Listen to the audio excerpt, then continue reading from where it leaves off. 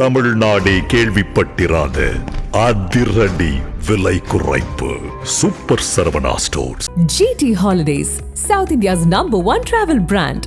You know you are special when you're with GT Holidays. பழைய நகையை கொடுத்து by to 11 monthsல அதே அடைக்கு புது நகையை எடுத்துக்கோங்க. எக்ஸ்ட்ராவா ₹1 தர வேண்டாம். Magic old gold exchange.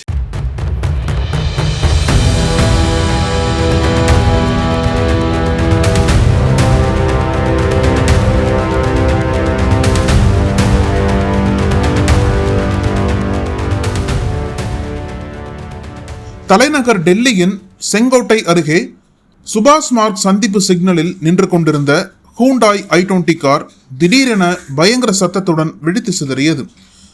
நாட்டையே உலுக்கிய இந்த கோர சம்பவத்தில் 9 பேர் பலியான நிலையில் 20க்கும் மேற்பட்டோர் படுகாயமடைந்தனர்.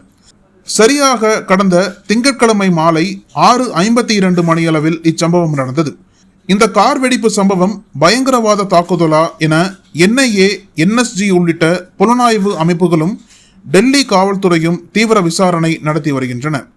மேலும் கார் வெடித்த இடத்தில் பதிவாகியுள்ள CCTV காட்சிகளை ஆய்வு செய்யும் பணிகள் முடக்கிவிடப்பட்டுள்ளன.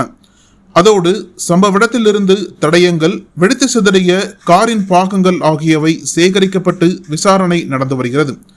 இந்த நிலையில் அதிகாரிகள் நடத்திய விசாரணையில் ஹரியானா பதிவு எண் கொண்டிருந்த அந்த கார் MD சல்மான் என்பவரது பெயரில் இருந்துள்ளது.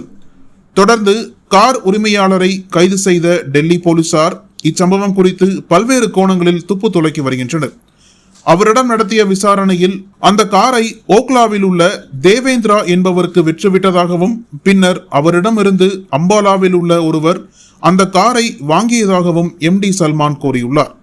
இந்நிலையில் அந்த காரை யாரெல்லாம் வாங்கியுள்ளார்கள் என்ற தகவலை டெல்லி போலீசார் தீவிரமாக சேகரித்து வருகின்றனர். அவர்களை பிடித்து விரைவில் விசாரணை வலயத்திற்குள் கொண்டு வரவுள்ளதாக டெல்லி காவல்துறை தரப்பிலிருந்து தகவல் வெளியாகியுள்ளது. இத்தகைய சூழலில் காலை 8 மணிக்கு ஹரியானா வழியாக டெல்லிக்கு நுழைந்த கார் 3 மணிக்கு வடக்கு டெல்லியில் இருந்துள்ளது. இதனிடையே இடைப்பட்ட 7 மணி நேரம் அந்த கார் எங்கே சென்றது, அந்த காரை இயக்கியதாக கூறப்படும் உமர் முகமது என்பவர் 7 மணி நேரத்தில் யார் யாரை சந்தித்தார் என்பது குறித்து தீவிர விசாரணை நடைபெற்று வருகிறது. முன்னதாக இது குறித்து செய்தியாளர்களை சந்தித்து பேசிய உள்துறை அமைச்சர் அமித்ஷா, குண்டுவெடிப்பு சம்பவம் குறித்து பயங்கரவாதம் உட்பட அனைத்து கோணங்களிலும் விசாரணை முடக்கிவிடப்பட்டுள்ளது. குண்டுவெடிப்பு நடந்த இடத்திலிருந்து சேகரிக்கப்பட்ட தடயங்களை பகுப்பாய்வு செய்து முடித்த பிறகே அடுத்த கட்ட விவரங்கள் தெரிய வரும். இதுவரை 9 பேர் உயிரிழந்துள்ளனர். மேலும் சிலர் சிகிச்சை பெற்று வருகின்றனர். இந்த கோர சம்பவம் குறித்து டெல்லி போலீஸ் சிறப்பு பிரிவு, குற்றப்பிரிவு, NIA, SPG குழு, NSG உள்ளிட்ட உயர்மட்ட புலனாய்வு குழுவினர் விசாரணை நடத்தி வருவதாக தெரிவித்தார். இது ஒரு புறம் இருக்க, டெல்லி கார் வெடிப்பு சம்பவத்தில் சந்தேகிக்கப்படும் உமர் என்பவர் மருத்துவராக பணியாற்றி வந்துள்ளார் என தகவல் வெளியாகியுள்ளது. டெல்லி கார் வெடிப்பு தொடர்பாக CCTVயில் பதிவான காட்சிகள் அடுத்தடுத்து வெளியாகி பரபரப்பை ஏற்படுத்தியுள்ளது.